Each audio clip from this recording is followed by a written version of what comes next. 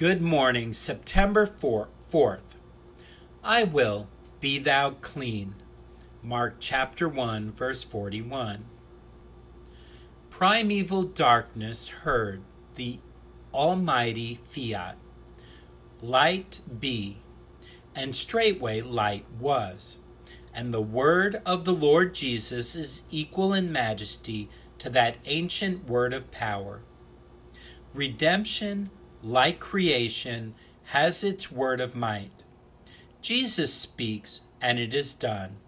Leprosy yielded to no human remedies, but it fled at once at the Lord's, I will. The disease exhibited no hopeful signs or tokens of recovery.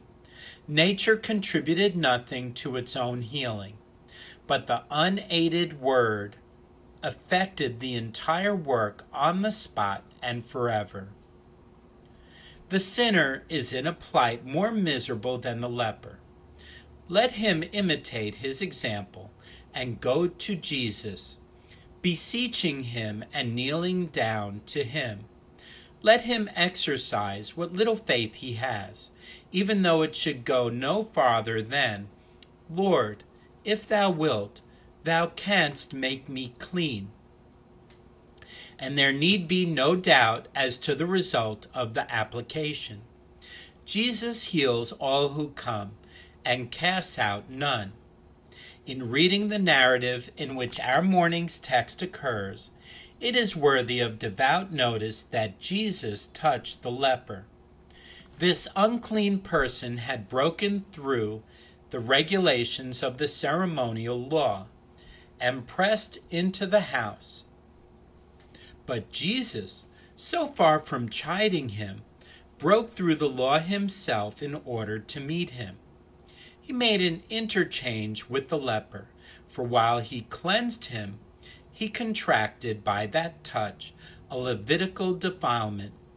Even so, Jesus Christ was made sin for us, although in himself he knew no sin, that we might be made the righteousness of God in him.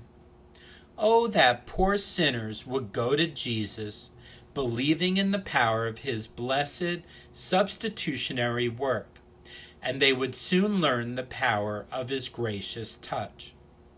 That hand which multiplied the loaves, which saved sinking Peter, which upholds afflicted saints, which crowns believers, that same hand will touch every seeking sinner, and in a moment make him clean.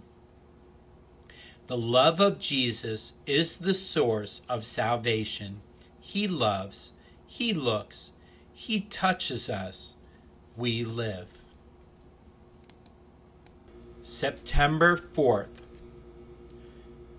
To the Lord our God belong mercies and forgiveness. Daniel 9:9. As a spring lock closes itself, but cannot be unlocked without a key, so we ourselves may run into sin, but cannot return without the key of God's grace. By Caudray. August 4th. Christiana knocked as she had done at the gate before. There came to the door a young damsel and said to them, With whom would you speak in this place? Evening, September 4th. Just balances, just weights, a just ephah, and a just hind shall ye have. Leviticus 19:36. Weights and scales and measures were to be all according to the standard of justice.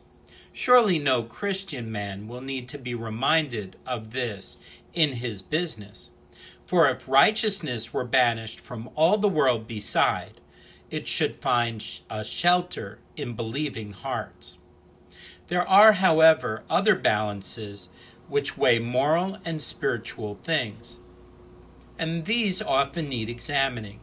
We will call in the officer tonight. The balances in which we weigh our own and other men's characters, are they quite accurate? Do we not turn our own ounces of goodness into pounds, and other persons' bushels of excellence into pecks?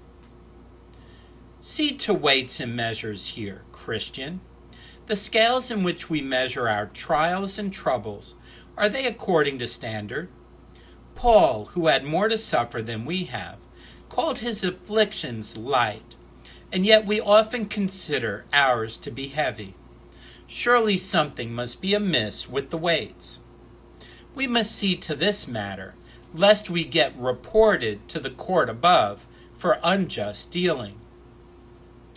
Those weights with which we measure our doctrinal belief, are they quite fair? The doctrines of grace should have the same weight with us as the precepts of the word, no more and no less. But it is to be feared that with many, one scale or the other is unfairly weighted. It is a grand matter to give just measure in truth. Christian, be careful here. Those measures in which we estimate our obligations and responsibilities look rather small. When a rich man gives no more to the cause of God than the poor contribute, is that a just ephah and a just hin? When ministers are half-starved, is that honest dealing? When the poor are despised, while ungodly rich men are held in admiration, is that a just balance? Reader, we might lengthen the list, but we prefer to leave it as your evening's work to find out and destroy all unrighteous balances, weights, and measures.